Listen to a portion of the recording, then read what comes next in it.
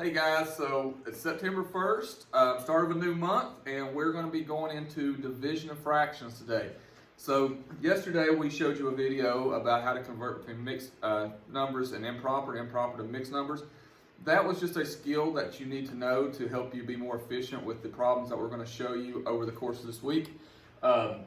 So what we're going to do today is actually start dividing fractions. So in elementary school you added, you multiplied, and you subtracted fractions. Today we're actually going to show you how to divide fractions. Now we're going to show you a technique that is very simple, but it's just one that you need to memorize to make your life a little bit easier when you divide these things. So where we're going to be at is on 20 pages from the front of your book on lesson 7. Now the problems that we're going to work today are on the back. I'll come close to the camera so you can see. You should see lesson 7 at the top of the page. You should see a box that says lesson summary, and we're going to work the first row, 1A, B, and C with you today. And what you're going to do for classwork is questions 2 through 5. So questions 2, all that row, question 3, all that row, and 4 and 5 word problems, okay? So that's where you should be today, and that's where Miss Bridwell is going to show you how to divide fractions. So I'll let her take it over. All right, guys, there's a couple, yesterday we talked about some vocabulary words about proper fractions, improper fractions, and mixed numbers. Those are vocabulary that you just need to know.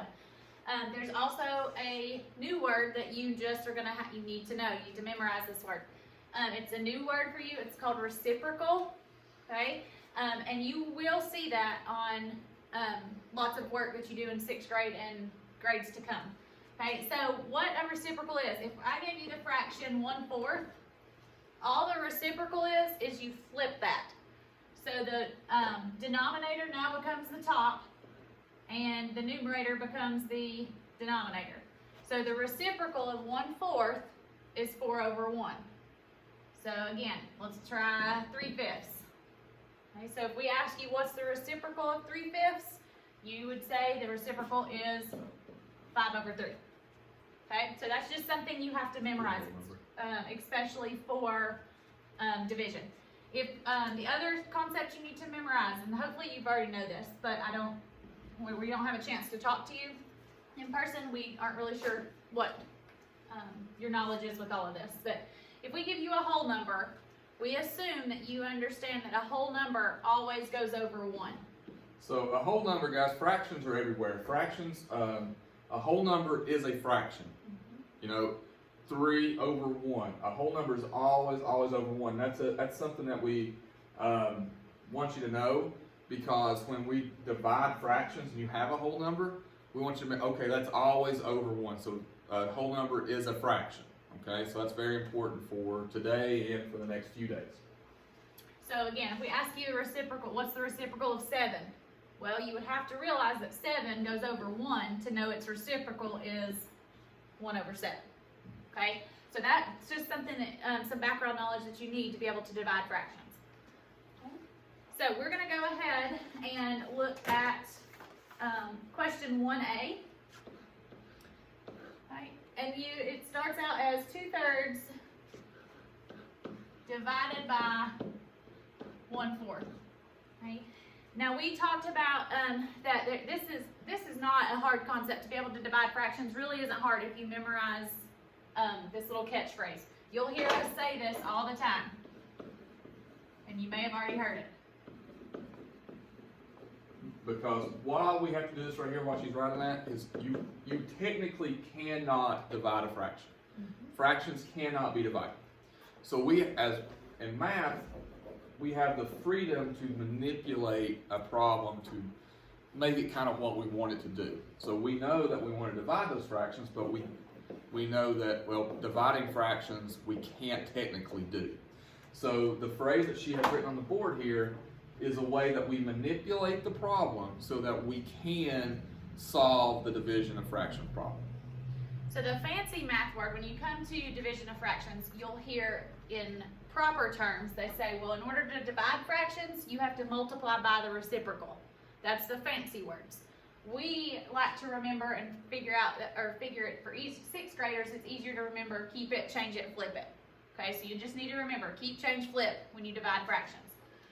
So what that means is, you're going to keep this first fraction exactly the way it is. So we just rewrite the problem 2/3. So there's your key. Okay? The next step is we're going to change this.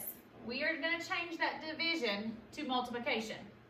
And the reason we can do that, guys, is because division and multiplication are inverse operations of each other. So inverse just means basically the opposite. So if we use inverse operations, we can then solve the problem. Okay? So we kept it. So there's your change. We changed it, and now we're flipping it. Well, we're just flipping that fraction. So the 4 is now going to be on the top, and the 1 is going to be on the bottom. Which you should now know that is the reciprocal of the original problem. So we say keep it, change it, flip it, but the fancy term is, well, we're going to multiply by the reciprocal of that second fraction. Okay? So at this point, it should look like a problem that you've had in younger grades, okay, 3rd, 4th, 5th grade. So when you multiply fractions, we multiply straight across. So we know that 2 times 4 is 8, and we know that 3 times 1 is 3. So this is our answer. So 8/3 is our answer. However, if it is improper, we like to go ahead and change that to a mixed number, because that's it in simplest form. So we need to figure out, you have to draw on that knowledge we did yesterday. We got to figure out, well, how many 3's are in 8? Well, we should know that there's 2 3's in 8. Your denominator stays the same. So 2 times 3 is 6. I need 2 more to get to my 8. So my final answer here should be 2 2/3. Now, hopefully you realize that 8/3 and 2 2/3 are equivalent fractions. Right? But most of the time in math, they're going to ask you to put it in simplest form, which the simplest form is to not leave it as an improper fraction. You see anything you need to clarify? No, I think that's good. So, I mean, the only thing I can say that's a little bit different than a normal division problem is when you're dividing normally, your answer gets small.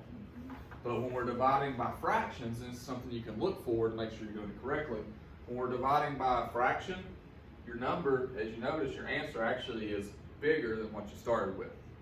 So that's about the only thing that's really different looking in this division problem versus a normal whole number division. All right, we're going to try a couple more with you. So we're still on row 1. And we're on row 1 and we're on problem B. Okay, so this one looks just a little bit different. This is 2/3 divided by 4. Now, if you notice on problem 1, you were doing a fraction by a fraction. So a proper fraction divided by a proper fraction. This time, you're doing a proper fraction divided by a whole number. All right, so first step before I do anything is you've got to get your fractions both to be proper fractions. Okay? So this one's already a proper fraction. I leave my division alone. You should know the whole number always goes over 1. So now I'm ready to manipulate this problem. So I can keep it, change it, flip it. So keep 2/3, change that division to multiplication, and flip this fraction. So that becomes 1/4. So again, we're multiplying by the reciprocal when they ask you to divide. So multiplying fractions, we go straight across. 2 times 1 is 2, and 3 times 4 is 12. Again, we like to put these in simplest form. I know that's still a proper fraction, but you should be thinking, okay, is there any number besides 1 that would go into 2 and 12 evenly? And we know that 2 goes into both of those numbers. So 2 goes into 2 once, and 2 goes into 12 6 times. So 1/6 is my most simplified answer. But 2 12ths and 1/6, these are equivalent. So that problem's really not that much harder as long as you understand that a whole number goes over a fraction to start with. So one of the big takeaways, guys, here for today is if you remember those 3 words that we showed you or taught you, dividing fractions is simple. It's the same process over and over and over. Keep it, change it, flip it. Keep it, change it, flip it. The only thing you have to be cautious of is if you have a whole number, always put it over 1, then do it. So that's very efficient, it's very simple once you memorize those 3 steps. Okay? One thing you want to be careful of, we see this mistake a lot. you have to do it in that order. You have to keep it, change it, flip it. A lot of times we get kids that want to flip this first number or first fraction. Okay, you will not get the correct answer. You have to do it, keep it, change it, flip it. Okay? All right, last one we're gonna do together. This is 1C, and this is 4 divided by 2/3. Okay, so again, whole number divided by a fraction. I can't use a whole number here, so I've got to turn it into a fraction. I know 4 goes over 1. I keep the division sign and the 2/3 the same. Now when I look at this, I think, okay, I've got 2 fractions that I can work with. So we keep it, change it, and flip it. The reciprocal of 2/3 is 3/2. So now I've got a multiplication problem. Multiply straight across. 4 times 3 is 12, and 1 times 2 is 2. So at this point, I see that that's improper, and we don't like to leave it as improper. So I could go ahead and turn it to a mixed number. So how many 2's are in 12? Well, that goes evenly. So that goes 6 whole times and nothing left over. So my answer is just plain old 6 as a whole number. All right. So that is how we divide fractions. If you notice, we kept the same process every time. We kept it, changed it, flipped it. If we have a whole number, we put it over 1, and then we multiply straight across and simplified where necessary. So make sure you're practicing simplifying or reducing. That's going to be very handy for us this year. So now that we've shown you how to do it, we want you to try it on your own. So your homework again, or your classwork, homework, however you want to call it, is 2 through 5. You can see right there. So do all of 2, all of 3 problems, all of 3, 3 problems, and 4 and 5. And once you do that, as always, make sure you put that on your Google form. And if you have any questions, email us and we will help you. Other than that, hope you all have a great day, and we will see you tomorrow.